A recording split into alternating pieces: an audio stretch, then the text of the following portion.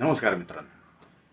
सध्या रिडेव्हलपमेंट वाद लक्षात घेता महाराष्ट्र सरकारने सहकार कायदा कलम 79A च्या अंतर्गत 2009 साली सोसायट्यांकरिता एक मार्गदर्शक प्रणाली जारी केली होती आणि त्यामध्ये 2019 मध्ये सुधारणा केल्या. मात्र सदरच्या मार्गदर्शक प्रणाली व्यावहारिकदृष्ट्या त्याचा वापर करताना बिल्डरला किंवा सोसायटी आणि सोसायटीमधील सभासदांना त्यामध्ये बऱ्याच अडचणी येत होत्या.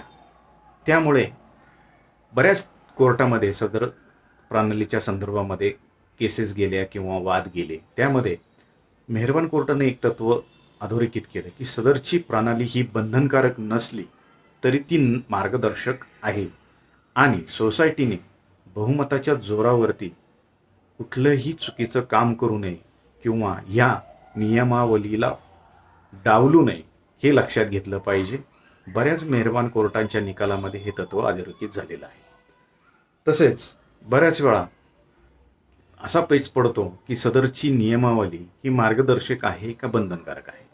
तर यामध्ये बिल्डर, सोसायटी आणि सोसायटीचे सभासद यांनी या नियमावलीचा बाव न करता सदरील नियमावलीचे सार जे आहे ते मार्गदर्शक ठेवून आपले रिडेव्हलपमेंटचे काम केले पाहिजे.